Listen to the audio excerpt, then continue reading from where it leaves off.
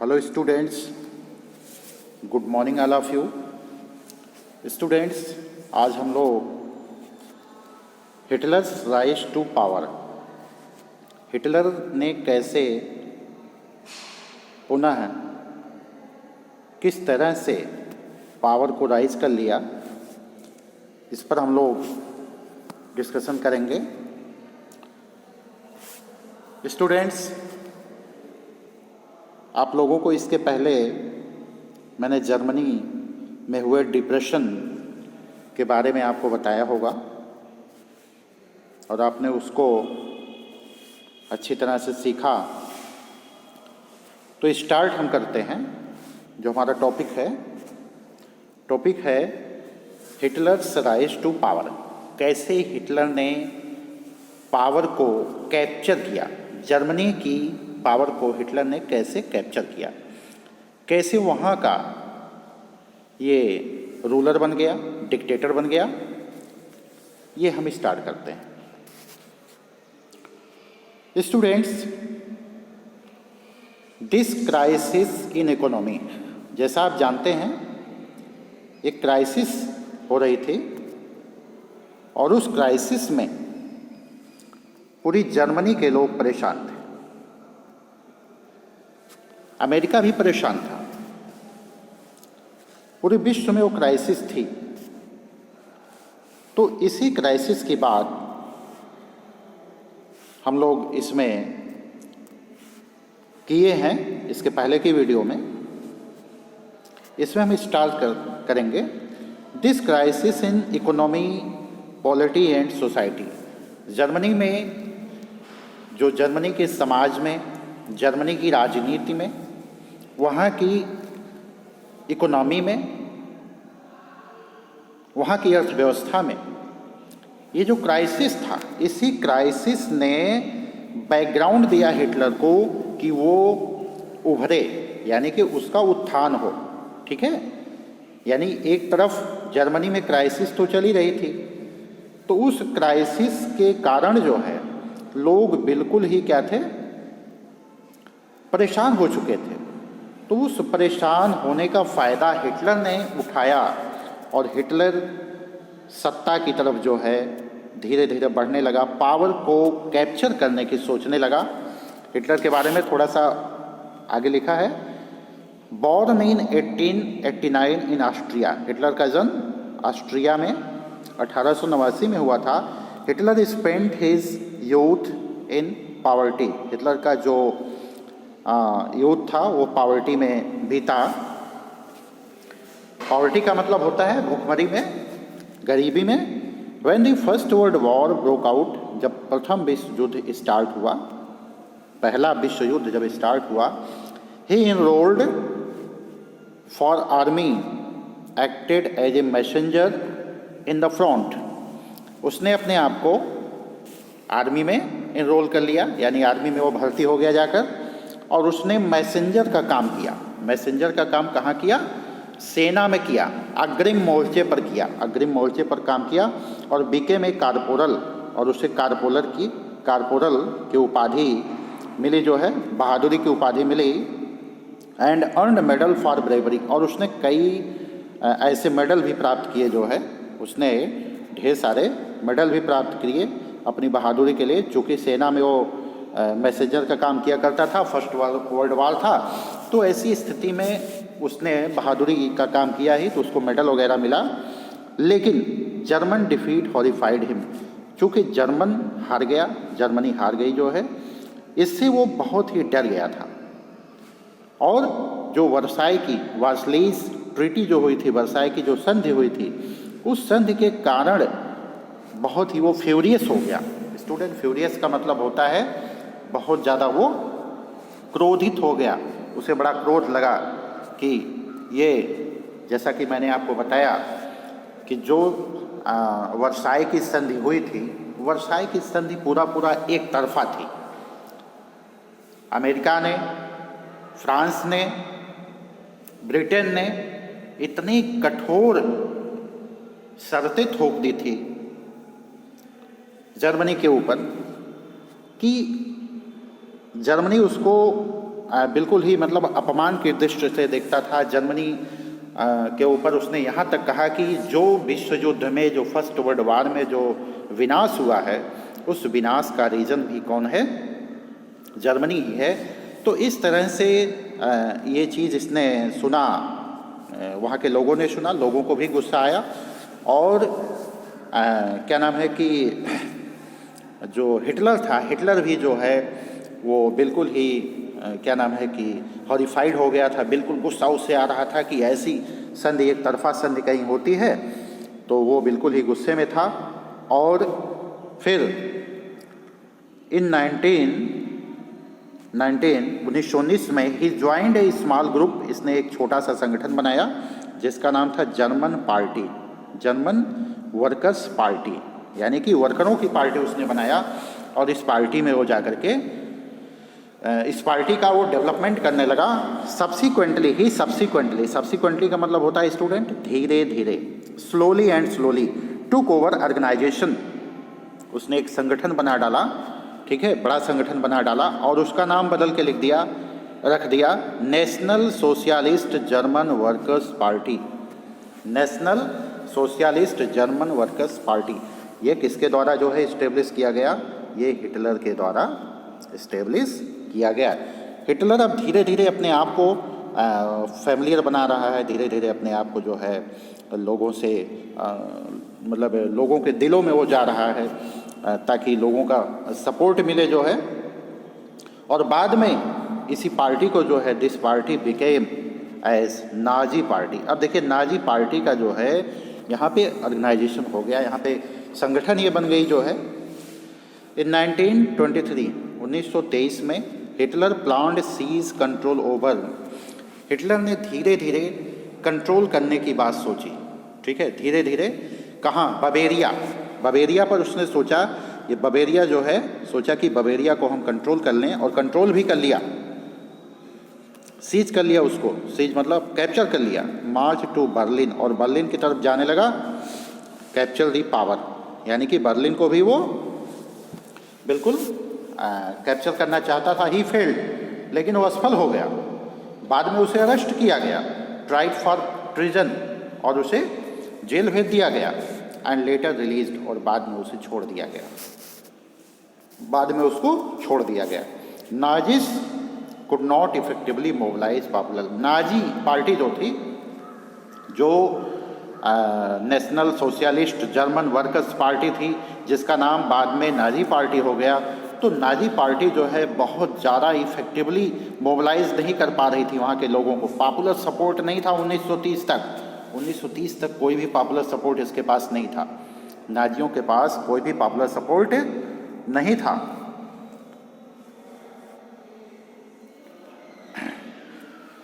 इसके बाद it was यहाँ से देखें आप लोग, it was during the great depression, चूँकि डिप्रेशन का समय आ गया था, that Nazi became mass movement. Depression का इस समय था, नाजियों के पास अभी सपोर्ट नहीं था, नाजी अभी सपोर्ट लेना चाहते थे, है ना, अभी वो भीड़ को जो मोबिलाइज करना चाहते थे, वहाँ की जो पब्लिक थी, पब्लिक को मोबिलाइज करना चाहते थे। इसलिए उन्होंने क्या किया? मास मूवमेंट किया, जगह जगह आंदोलन किया।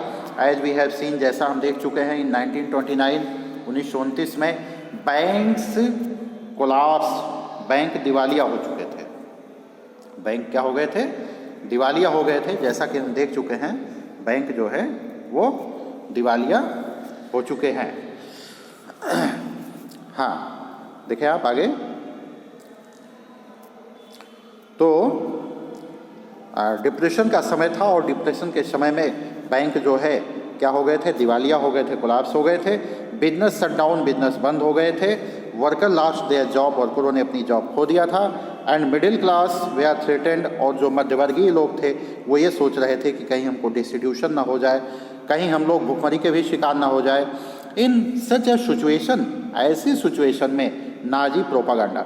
प्रोपेगेंडा क्या होता है स्टूडेंट? प्रोपेगेंडा का मतलब यह होता है कि प्रचार प्रसार करना, ठीक है। प्रोपेगेंडा मीन्स प्रचार प्रसार करना।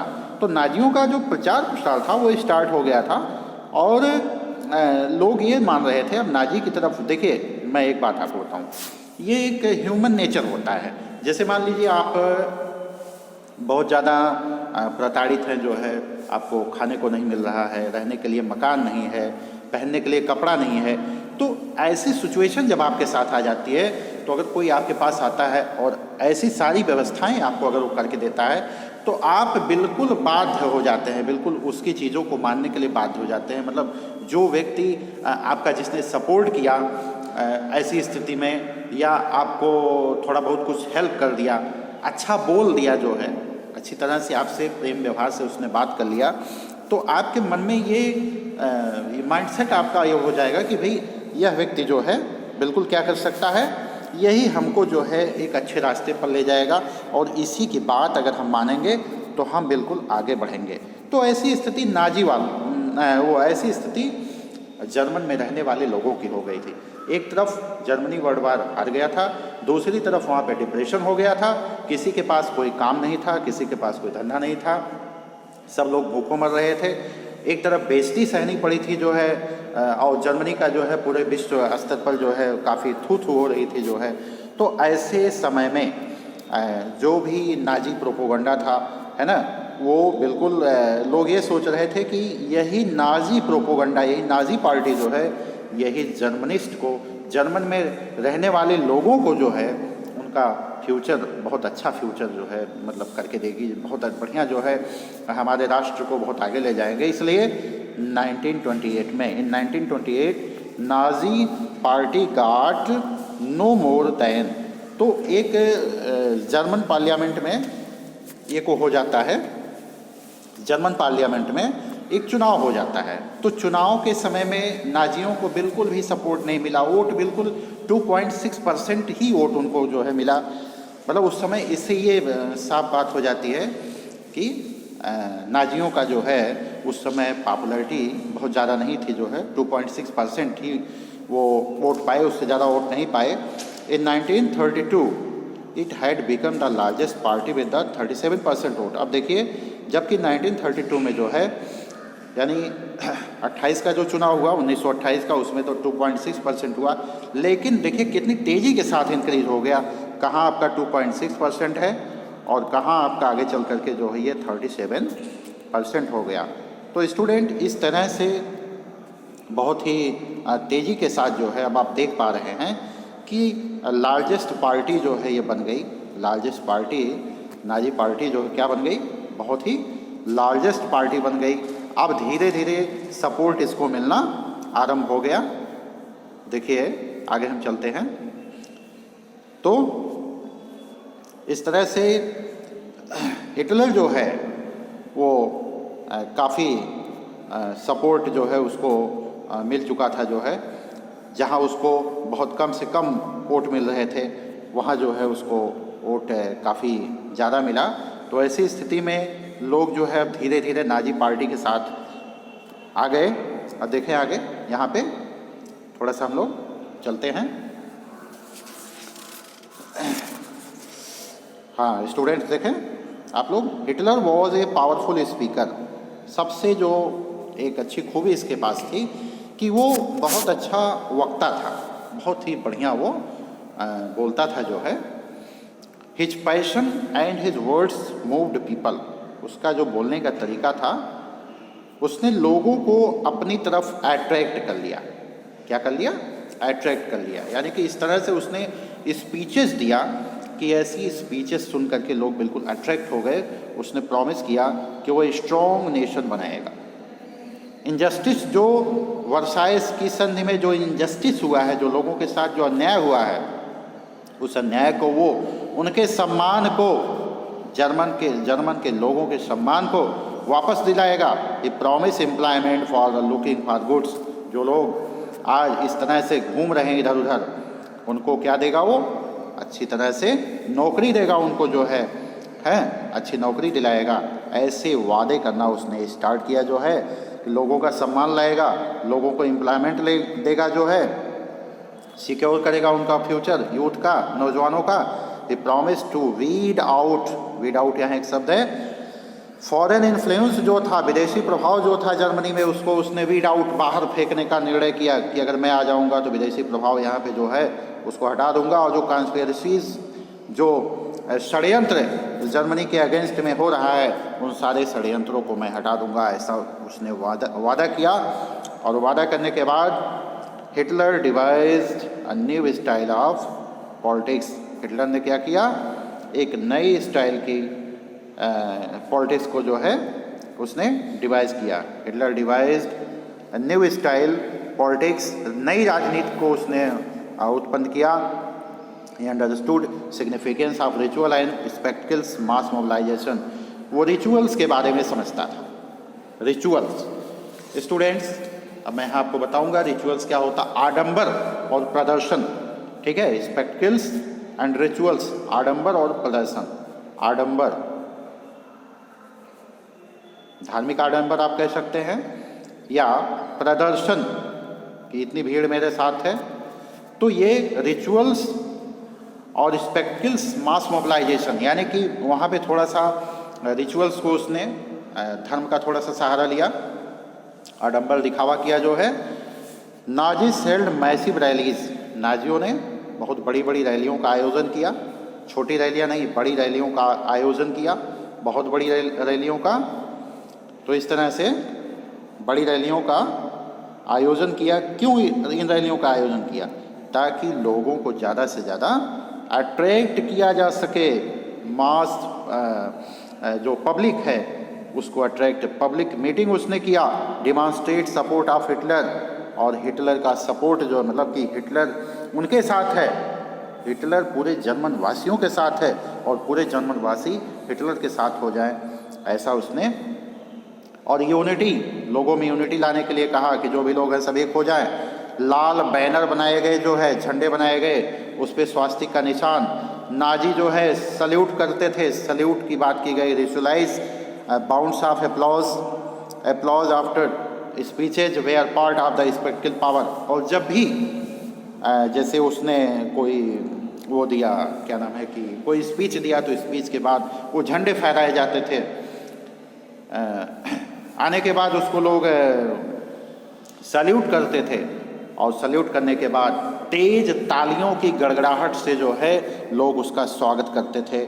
इस तरह से वहाँ के लोग काफ़ी ज़्यादा, मतलब उसके ऐसा लगा कि ये लोग सब जो है नाजी पार्टी के साथ हो गए हैं। Nazi propaganda skill fully projected Hitler, और हिटलर को मसीहा बताया गया। नाजियों ने बताया है मसीहा है, सेवियर है। सेवियर मतलब a person who can reduce the misfortunes, a person who can reduce misfortunes, जो गरीबी को, कष्ट को काट सके, हैं, देवदूत उसे माना गया। Someone who had arrived in deliver speech from distress, it is image captured imagination of the people.